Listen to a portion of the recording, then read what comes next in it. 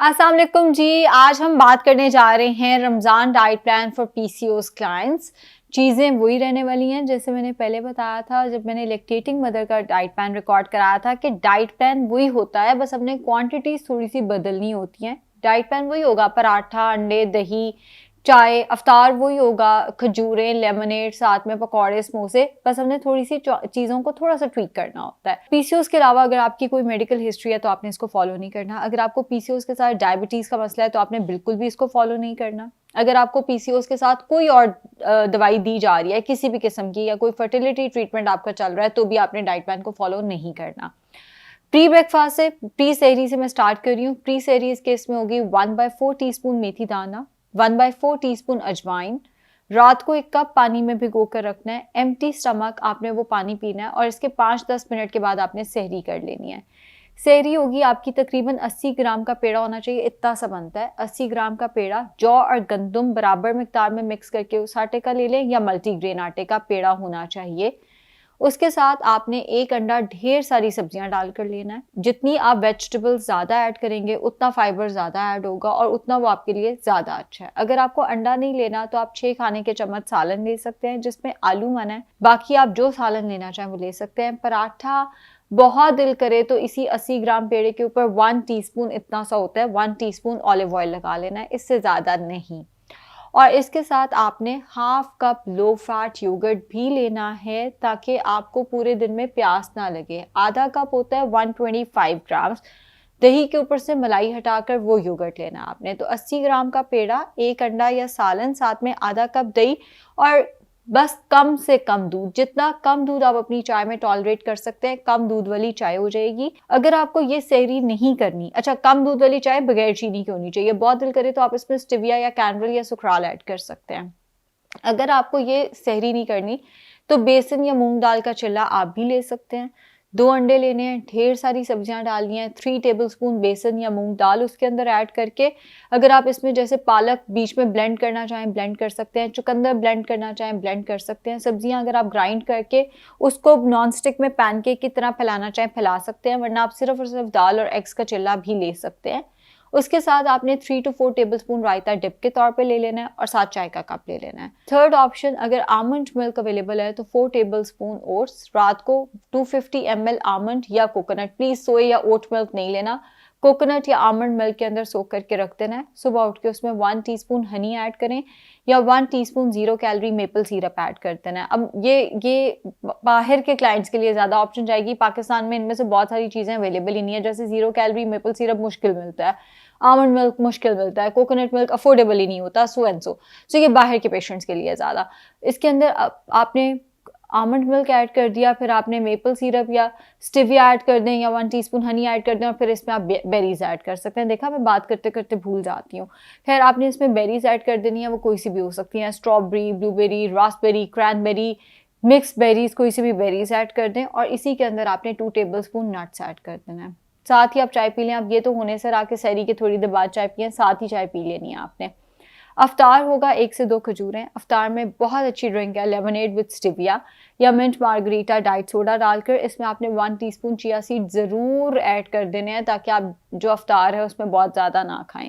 इसके साथ आपने 200 ग्राम्स फ्रूट लेना है, केला, आम, अंगूर, जापानी फल, ये 4 फल मना होंगे। कोई फ्रूट कॉकटेल नहीं लेना, सादा कटा हुआ फल। इसके ऊपर आप चाट मसाला एंड लेमन डाल सकते हैं और कुछ भी नहीं आना चाहिए। पकौड़े अगर लेने हैं तो 2 पकौड़े होने चाहिए, पालक के, बैंगन के या अनियन के। और इसका तरीका मैंने बारहा बताया, मैं फिर बता देती हूँ। बैंगन के थिन स्लाइसेस काटने हैं, उसको बेसन में डिप करके जितने ऑयल में अंडा बनता है उतने ऑयल में पका लेना है। पालक के पत्ते बेसन में डिप करके जितने ऑयल में अंडा बनता है उतने ऑयल में पका लेना है। और इसी तरह अनियन के 3 से 4 रिंग्स इकट्ठे पकड़ें, बेसन में बराए नाम डिप किया, जितने ऑयल में अंडा बनता है उतने ऑयल में पका लिया। अगर आपके पास एयर फ्रायर है तो आप रोल समोसे लेंगे, अगर आपके पास एयर फ्रायर नहीं है तो आप रोल समोसे नहीं लेंगे। आपने 1 to 2 एयर फ्राई किया हुआ रोल या समोसा लेना है। आलू मना है, चिकन और वेजिटेबल का हो सकता है, एयर फ्राई किया हुआ रोल या समोसा। और उसके साथ मैं आपका डिनर रख रही हूँ। डिनर में बहुत अच्छी ऑप्शन है जी, चना चाट 1 कप कच्ची सब्जियां लेनी है, उसके अंदर 1 कप उबले चने डालने हैं, आधा आलू डालकर वो ले लेना है, हाफ बॉइल्ड पोटैटो। ये नहीं लेना तो स्वीट पोटैटो के फ्राइज बनाएं एयर फ्रायर में। एक स्वीट पोटैटो काटा, उसको एयर फ्राई कर लिया, नहीं फ्राइज काट बनाने वैसे इसको उबाल के खा लें। एक स्वीट पोटैटो ले सकते हैं, उसको आपने या तो एयर फ्राई में उसको फ्राइज की फॉर्म में ले लिया या आपने वैसे उबाल कर ले लिया, और उसके साथ 200 ग्राम्स ग्रिल्ड चिकन या बारबेक्यू या टिक्का ले लें। मैं एक गायनाकोलॉजिस्ट की पॉडकास्ट सुन रही थी, उन्होंने कहा कि अगर आप प्रेग्नेंट होना चाहते हैं तो चिकन खाना छोड़ दें, और अगर आप प्रेग्नेंट हो गए हैं तो आपने प्रेगनेंसी में चिकन नहीं खाना।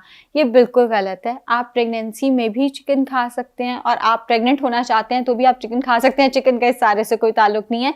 हाँ, अगर आप मटन बीफ लेना चाहें, मुझे उस पर भी कोई एतराज़ नहीं है। तो अगर आपने चिकन साथ लेना है और आप कंसीव करने की कोशिश कर रहे हैं, कोई मसला नहीं है, डरने की ज़रूरत नहीं है। आपने अपनी स्वीट पोटैटो लिया, अपना शकरकंदी ली, उसके साथ 200 ग्राम्स ग्रिल्ड चिकन या बारबेक्यू या टिक्का लिया, या 150 ग्राम्स ग्रिल्ड रेड मीट यानी मटन या बीफ ले लिया। वो आप कोई भी हिस्सा उसका रिब्स वगैरह जो आप लेना चाहें वो आप ले सकते हैं। अगर आपको ये भी नहीं करना तो उसकी जगह पे फिर आप आधी रोटी या 10 चम्मच चावल कर लें और आधा कप सालन कर लें। आलू मना है, उसके अलावा आप जो सालन लेना चाहें ले सकते हैं। अच्छा, अब आपकी मर्ज़ी है चाय की। अगर आप अफ्तारी के बाद चाय पीना चाहें और फिर डिनर करना चाहें, वो भी आपकी मर्ज़ी है। अगर आप मेरे जैसे हैं कि आपने इधर खजूर खाई उधर ही चाय पी ली, तो भी कोई मसला नहीं है, आपको चाय अलाउड है। क्योंकि मैं खुद चाय एडिक्ट हूँ तो मुझे पता है चाय कितनी ज़रूरी है। अफ्तार के बाद, डिनर के बाद, अगर अफ्तारी से सहरी के दरमियान में आप कम दूध वाली चाय स्टिविया डालकर लेना चाहें तो आप ले सकते हैं। डाइट प्लान में चाय की कोई लिमिट नहीं है। हाँ, फिजिकल एक्टिविटी की लिमिट है। अगर आपको पीसीओएस है और आप वेट लॉस करना चाह रहे हैं, आपने कम से कम 10,000 स्टेप्स पूरे करने हैं। अगर आप रोज़े की हालत में ये पूरे नहीं कर सकते, कोई बात नहीं, अफ्तारी से सहरी के दरमियान में करें, मगर प्लीज़ वेट लॉस के लिए आपने 10,000 स्टेप्स विद पीसीओएस ज़रूर करने हैं ताकि एक अच्छा सस्टेनेबल वेट लॉस आप कर सकें। खाना आपका कम ऑयल में बनना चाहिए। इतने लोग वेट लॉस के लिए आते हैं और जिन लोगों का वजन कम नहीं हो पाता ना, एक ही मसला है, हमारा तो खाना ही बहुत ऑयल में बनता है। कम ऑयल में बने तो सास ये कहती हैं, हस्बैंड ये कहते हैं, देवर ये कहता है। जब तक खाना कम ऑयल में नहीं है ना, आप कैलोरी डेफिसिट में कैसे जाएंगे? या तो फिर मैं दूसरी तरफ से रोटी चावल सब निकाल दूं तो कहूँ सालन चम्मच से खाते रहें, उसमें भी ऑयल की क्वांटिटी बहुत मैटर करती है। और जहाँ मैं रोटी चावल दे रही हूँ, साथ में पकौड़े दिए हैं, वहाँ पे तो ऑयल की क्वांटिटी बहुत ही मैटर करती है। तो कम ऑयल वाला ही होना चाहिए। एक और चीज़, ये सिर्फ पीसीओएस के लिए नहीं, ये सबके लिए, प्लीज़ अफ्तार और सहरी बफे ना करें। उसमें इतना इंसान खा लेता है कि पूरे हफ्ते की कैलोरी डेफिसिट हम खराब करके आ जाते हैं। अफ्तारी और सहरी बफे आपने नहीं करने अगर आप पीसीओएस के साथ वेट लॉस करना चाह रहे हैं। होपफुली वीडियो आपके लिए हेल्पफुल होगी। कोई और आपकी क्वेरी है तो वो कमेंट कर दें, मैं कोशिश करूंगी रमज़ान में लाइव सेशंस करने की। Thank you.